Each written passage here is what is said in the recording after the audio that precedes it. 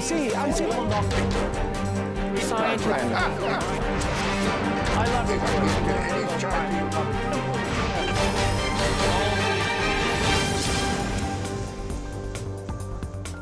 Hello and welcome to CrossTalk, where all things are considered. I'm Peter Lavelle. The bear and the dragon, Russia and China are moving closer together as Moscow becomes more and more disenchanted with the West. Can these two countries successfully challenge Western hegemony? Can the bear and dragon reshape the world?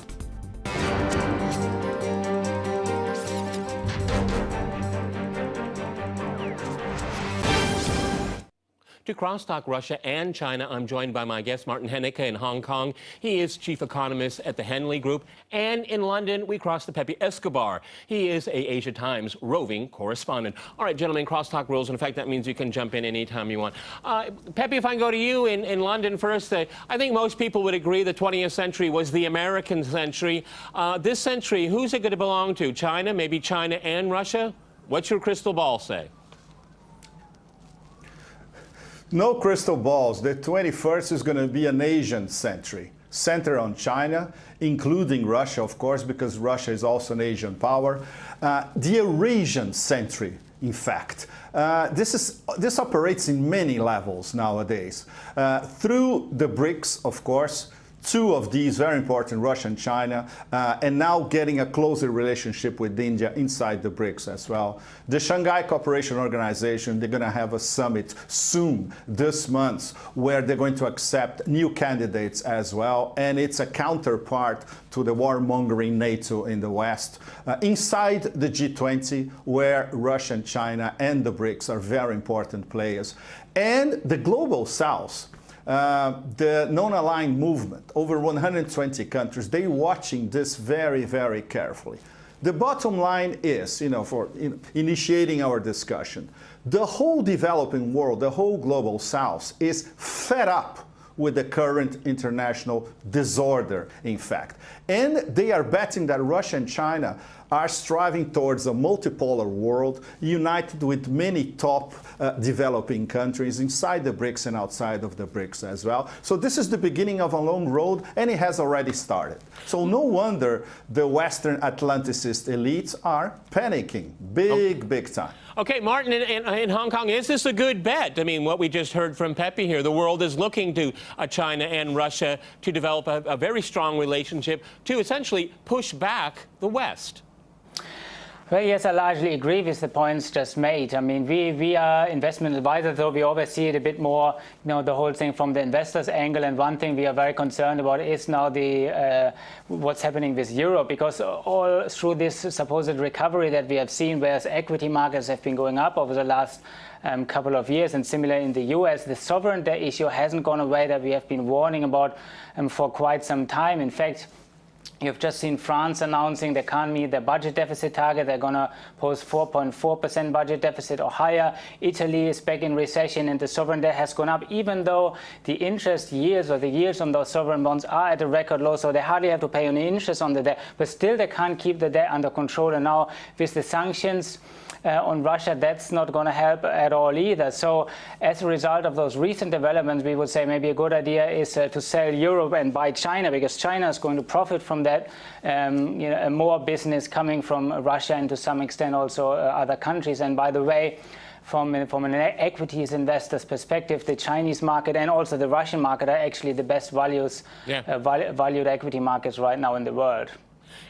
Pepe, I'm thinking back maybe like 15 years now, and Russia was just begging to be part of the Western club. Yeltsin, gave away almost, the whole kitchen and the sink thrown in with it. And then Mr. Putin comes to power and he's saying, I want to be part of the Western club too.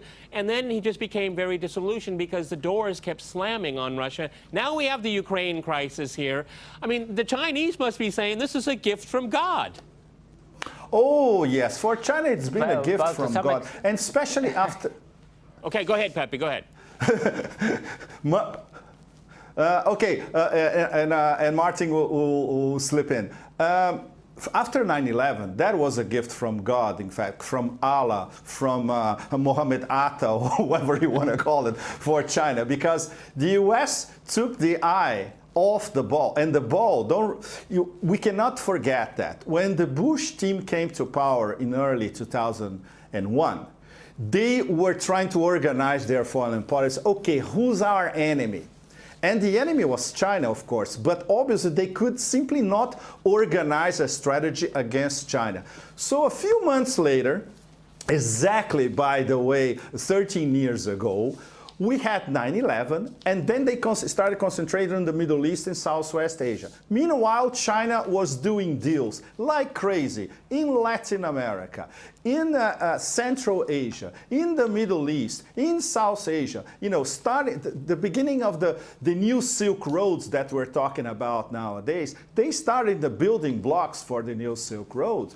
In the beginning of the 2000s, in fact. That was when the official campaign, Go West in China, it really took off completely. And they went west, and they went to Europe, they went to Africa, they went to Latin America. So when the Bush team woke up to how the Chinese were spreading their economic tentacles all over the world, their response was AFRICOM, which is a militarized strategy in Africa. In Latin America, they had nothing because the Chinese had already struck excellent deals with Venezuela, Brazil, Argentina, basically buying their commodities and exporting Chinese manufactured products. In Africa, they had struck deals with at least 35, 36 African nations. In Central Asia, they were starting to discuss with many countries, including Turkmenistan, how to build gas pipelines to China. And in fact, they ended up building and striking a deal with Turkmenistan. And the Americans, by the way, they had nothing apart from war on terror. And later on, when Hillary started talking about a new Silk Road, that was just a pipe dream, literally, because you cannot build a Silk Road, American style, based in Afghanistan. All right, let me go to Hong Kong here. Let me go to Martin here. There's a lot to chew on there, Pepe. There, Martin, it's absolutely true. After 9/11, the Americans had the war on terror. They went and destroyed quite a few countries in the Middle East. All the while, China is building its trade relations around the world, and now we get to the point where the Europeans have alienated the Russians so much that the Russians will turn around and the deal of the century, maybe of the millennium deal between Russia and China for energy was struck a few months ago, and these two countries now are attached at the hip for decades. I guess Washington and Brussels really must be satisfied with themselves. Yeah, I mean, what you say is right. Originally, Russia has always been seeking, first of all, the closer relationship with Europe and to be part of that club, particularly Germany. I mean, the Russians really like the German technology, the German products.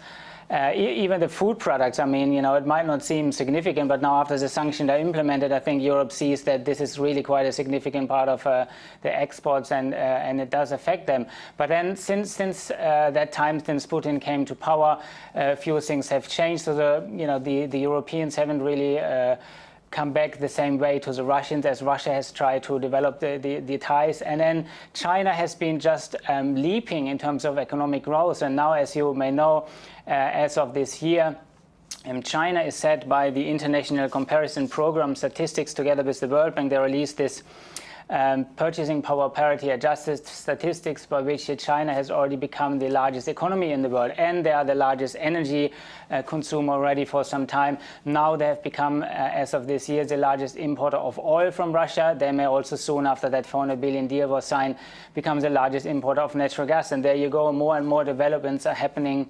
with China. There's also potential to perhaps have closer integration with Japan, or more exports to Japan and South Korea potentially as well, although they're not yet as close as Russia will be towards China. But yeah, to some extent, certainly also a blessing in disguise in terms of allowing Russia, which has found it quite convenient just to deal with Europe and just raise finances in Europe, etc., now to deal with quite a different type of culture in China. But certainly China is financially so strong that Russia shouldn't find it very, very difficult to shift some of the fundraising to Asia and of course, a lot of their trade and sales as well.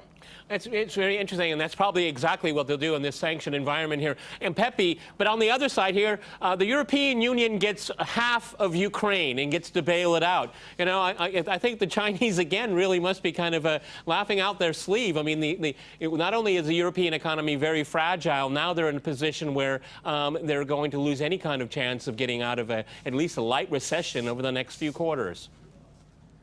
Look, I've been roving around Europe for over 2 weeks now, and I've been listening to horror stories from all quarters, in Amsterdam, in Rotterdam, Brussels, Paris, northern Italy, now in London. So Europe, essentially, you know, the absolute bottom line. Third recession in 5 years. There'll be another recession next year. There'll be another recession 2015, 2016. This is a structural problem because it's the austerity policy, essentially. And our friends at the European Central Bank and in Frankfurt, and in fact, the deciding classes, let's put it this way, in Germany, they are telling us, look, this is our policy, we're not going to change, and it applies to the whole of Europe, in fact. What the German business classes want, and Angela Merkel is very much aware of that, although she's always wavering, is privileged relationship, trade, economic, with both Russia and China. Yep. What does that imply? This implies trade, economic integration of Eurasia. Okay, especially. hang on, Pepe. We're going to have to go to a short break, and after that short break, we'll continue our discussion on Russia and China. Stay with RT.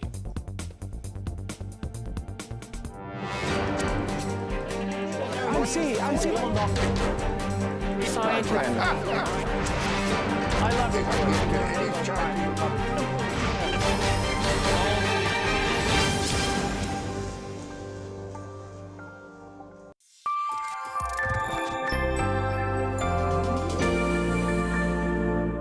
The United States as a warfare surveillance state, as an oppressively strong Cold War era regulatory export apparatus, among other things. It wants to manage the internet. It wants to spy on every government. It wants to, it wants to have every partner in the world bend a knee.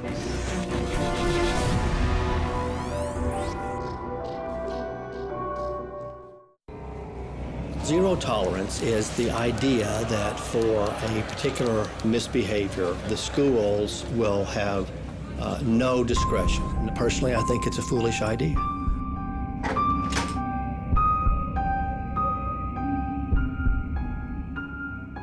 The United States has a prison industry, and it's not just the government, but we have private companies that are huge and make a lot of money.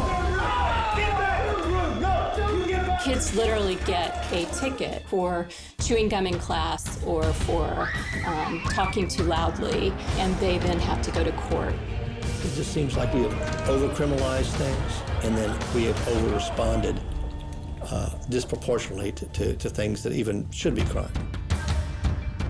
We can push them out, put them in prison, they will get out, and they will have learned nothing.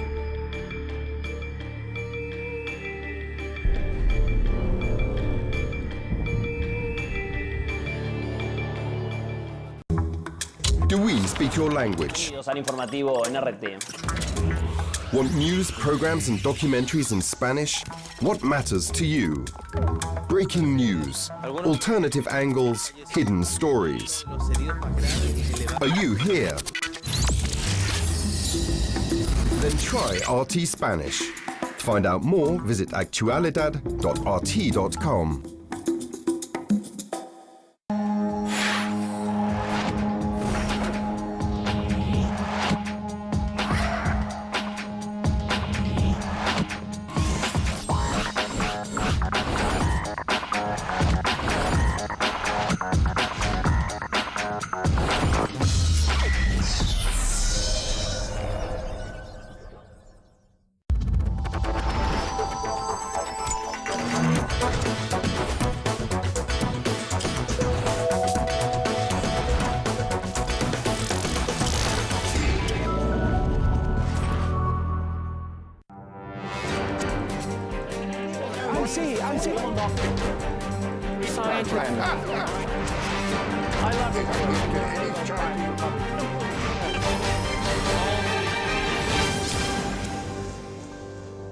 Welcome back to Crosstalk, where all things are considered. I'm Peter Lavelle. To remind you, we're discussing the Russia-China relationship.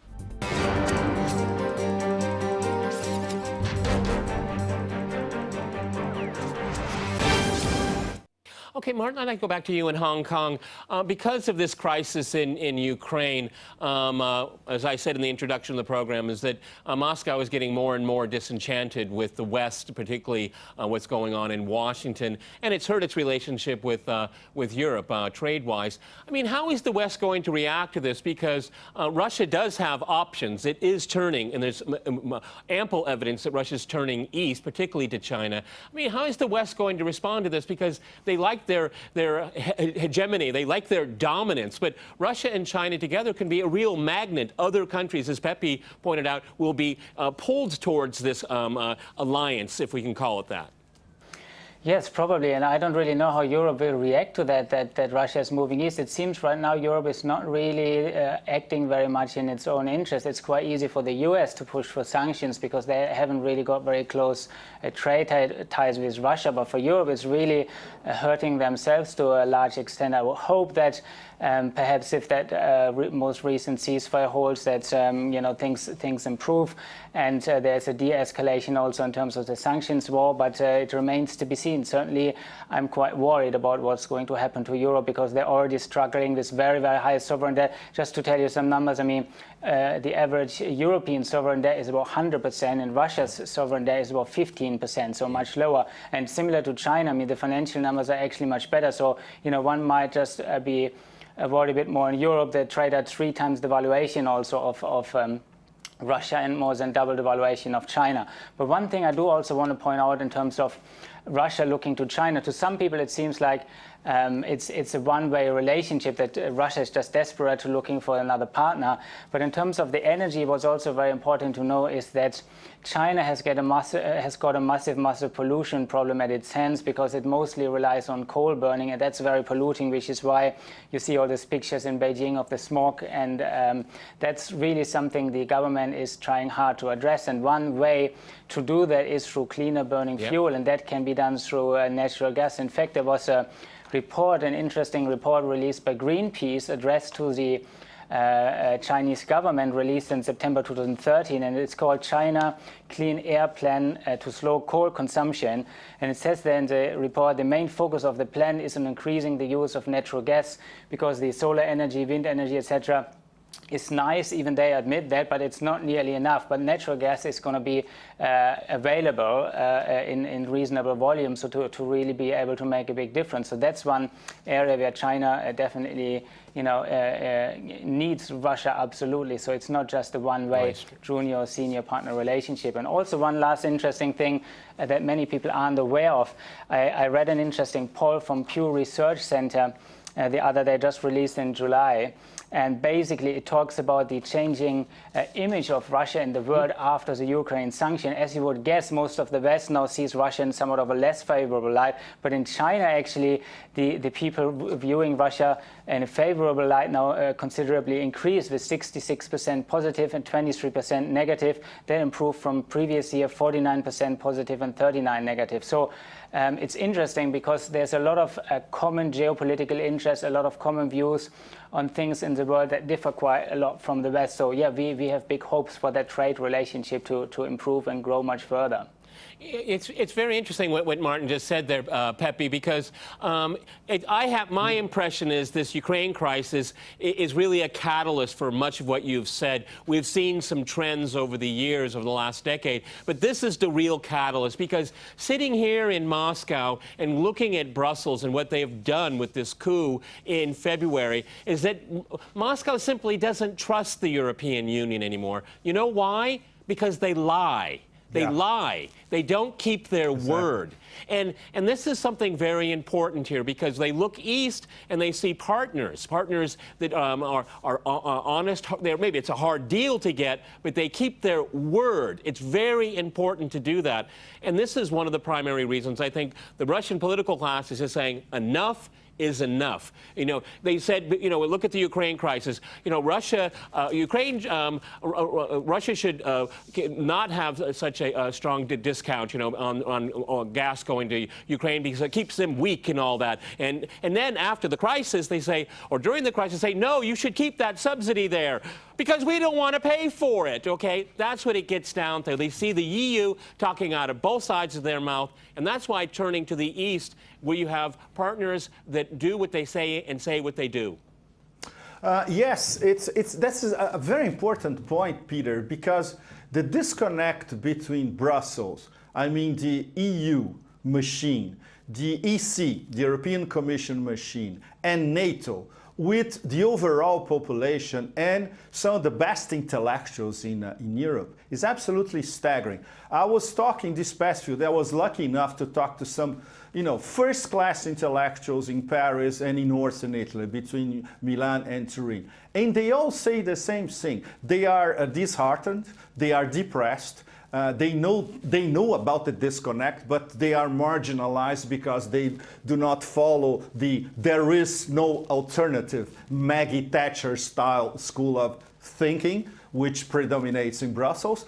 And the majority of the population, in fact, the former middle classes, wealthy middle classes in Western Europe, they are disappearing, and they see it disappearing because of austerity.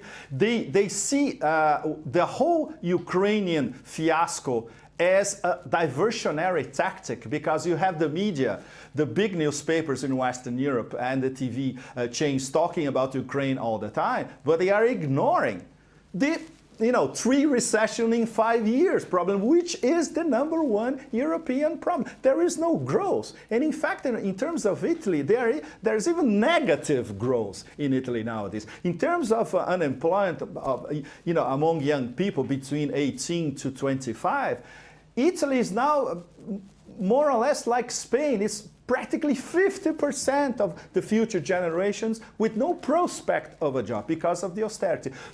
And when you compare this to the policies in Brussels and the blind as I call them, Brussels following Washington, which does not have a policy apart from splitting up Eurasia and preventing this Eurasian integration, which will include Germany as the leader of Europe and both Russia and China.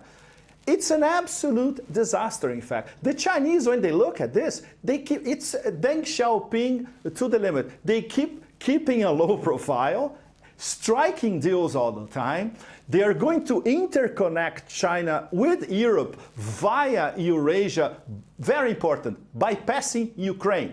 When you look at all the Silk roads that are being built by the Chinese, via Siberia, via Central Asia, the Maritime Silk Road, they all bypass Ukraine. They don't counter, okay, because they know that Ukraine is they don't need that. And in terms of high-speed rail, telecom, and communications, who needs Ukraine? Nobody, not even Europeans. And people in Brussels, they also know they don't need Ukraine, especially because they don't have the money to pay Ukraine's bills, period.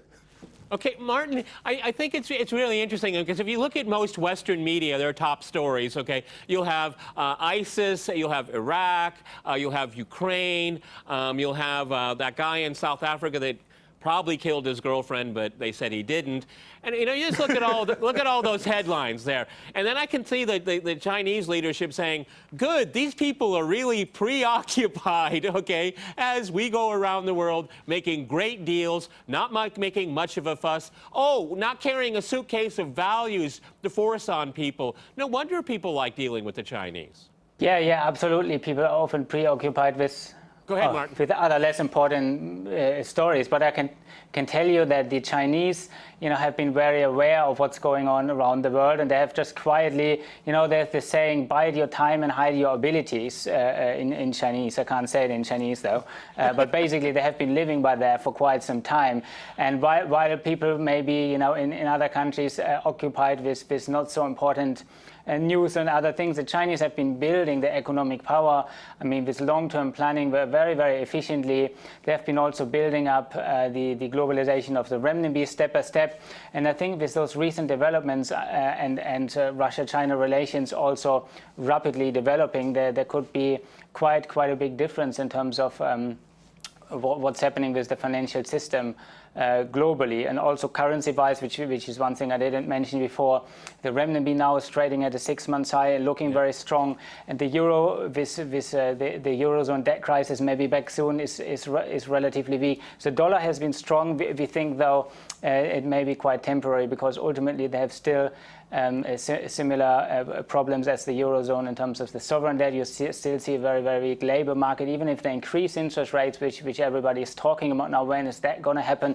The problem with that is if you have very high debt and increase interest rates, that can exacerbate the debt crisis. So our bet, again, even currency-wise, would be on the renminbi rather than other bets. You know, Pepe, when looking from Beijing to the West, it looks like, in the West, they're all arguing over the seating order on the Titanic. Look, and they are not talking about, I would say, the financial nuclear bomb ahead.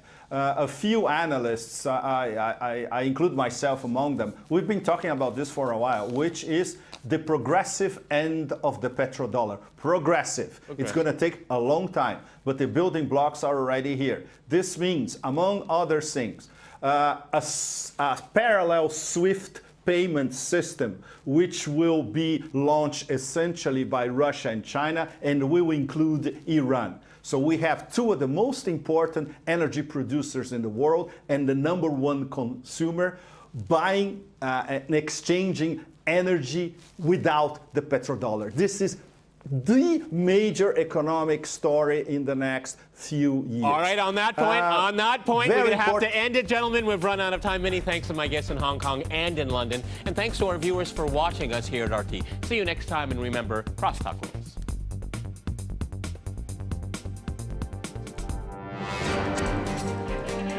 I'm Science. I love it.